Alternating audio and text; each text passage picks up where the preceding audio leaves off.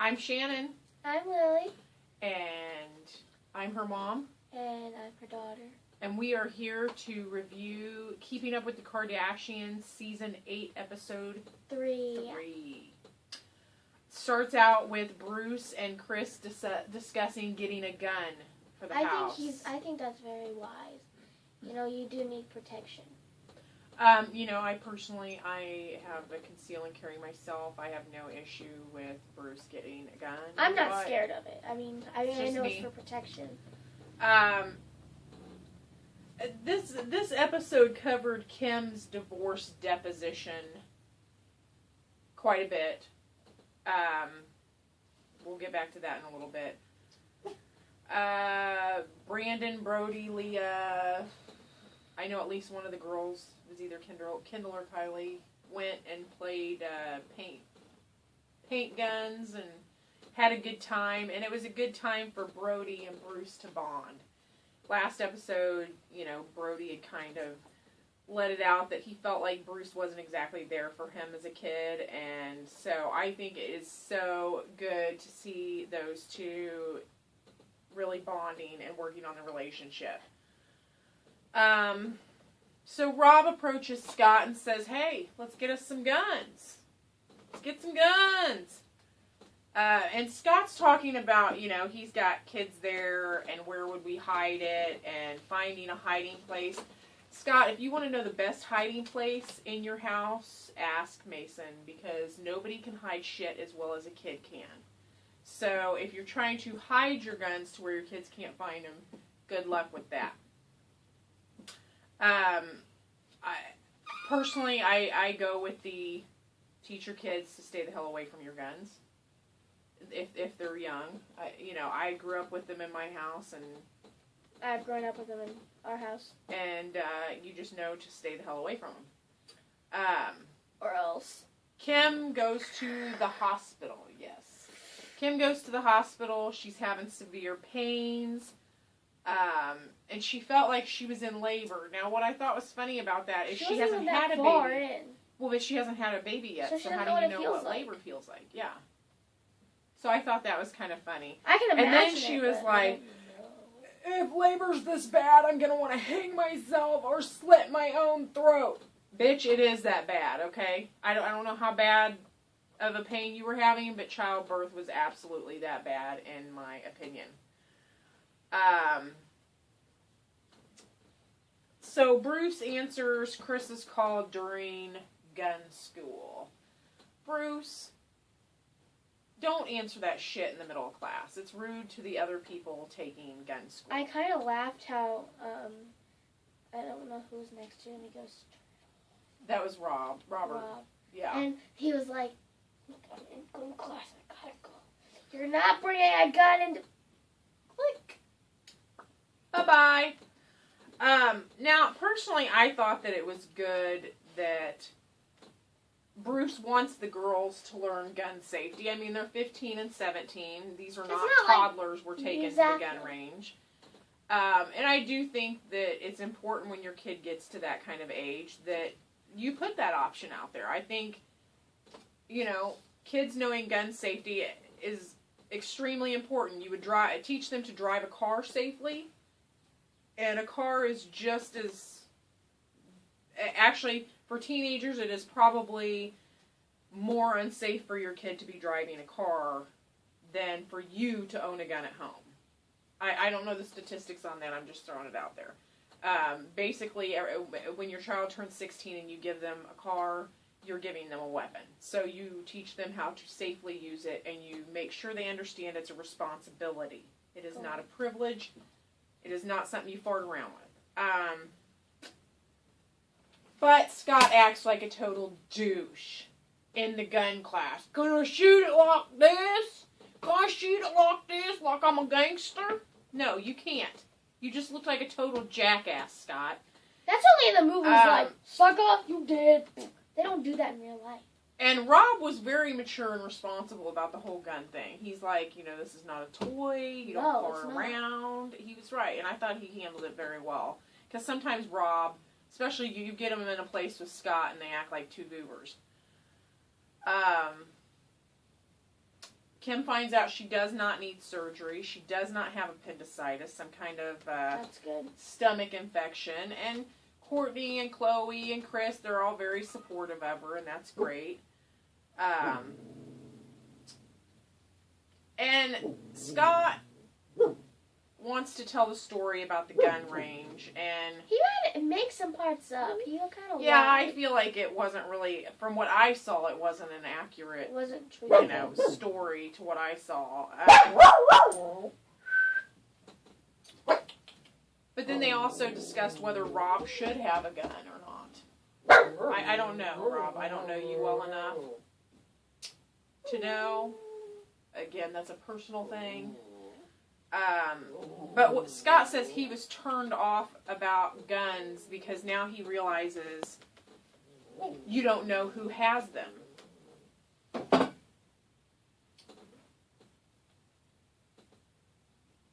It's true. I don't think that's what turned Scott off on the guns. I think what turned Scott off on the guns is he acted like a douche. The guy called him on it and said, "Get your ass off my gun range." I think that's what turned him off about guns. Would you please stop that?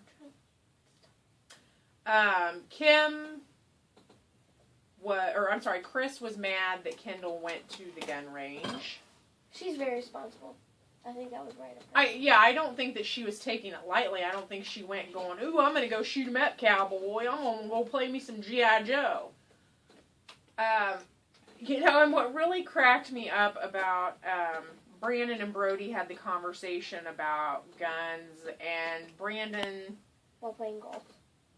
Yeah, and Brandon basically says that, people that live in the country, it's okay to have guns, but he wasn't sure about Bruce bringing them into the city. We live in a small town, and she has a gun.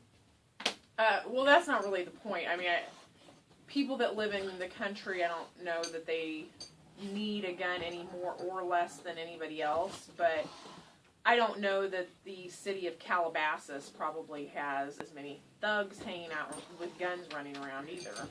But, I mean, he made it seem like it's okay for guns to be in the country, don't bring them into the city. That's a no.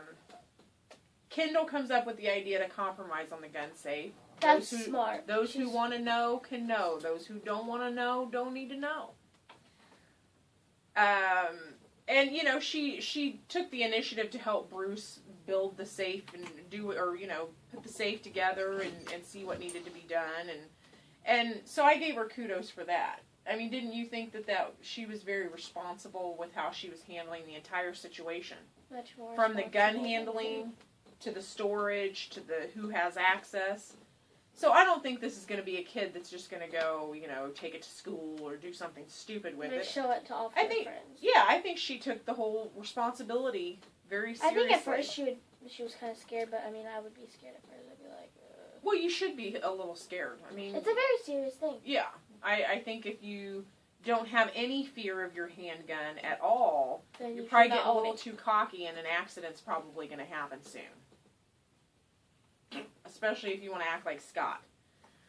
I just want to say, I want to go back to the Kim and her deposition for her divorce from Chris Humphreys, which has managed to drag on for far too long.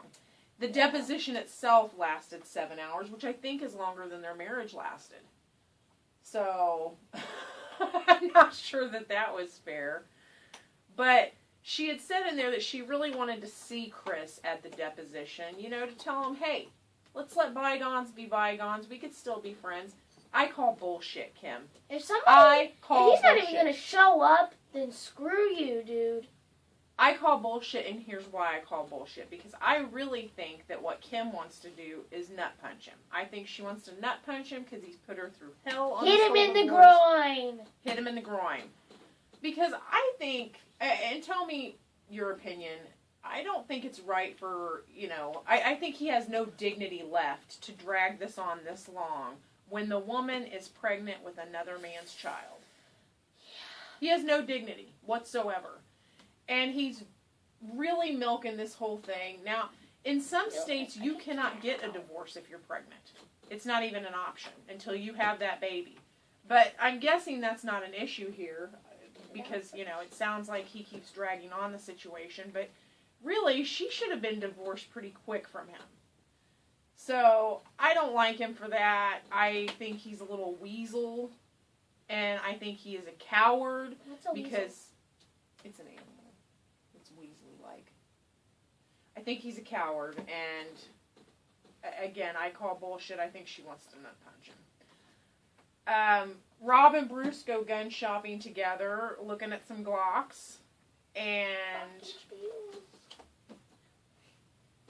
I think they were making good gun choices. They were going for something reasonable. They weren't buying Uzis or anything. The safe was like really technical. It was like yeah, it looked pretty. That that costs a lot of money. Only rich people can afford that kind of stuff. So clearly, we couldn't afford that stuff. We don't have NSA. No safe like that. We don't even own a safe like that. Next week, Bruce is having an MRI. Sounds like maybe he's going a little deep or something. He's not quite hearing everybody. And that's not good. I have to mention this. A sick woman has made it her goal to meet Scott Disick. Now, I don't know if she's dying. Meet him? I know. I don't know if she's dying or what, but, like, if I'm dying or ill in any way, it's not Scott Disick that I would like to meet. No. I'm not sure who it is offhand. Michael Phelps. Michael Phelps for Lily. I don't know. I would definitely probably have a few, but Scott Disick is not one of them. He's not on my bucket list. Not one of them. So, next week we will review episode 4, let you know what we think. Please subscribe to our channel. If you have any embarrassing things you would like Lily to do, like, I don't know. Why am I always the target? Why am I always the one that eat something gross or, drink a nasty concoction of mustard, ketchup, and mayonnaise or, whatever. Come up with something and she'll do it. You'll do it, right? You would do it, wouldn't you? Would you eat your own booger?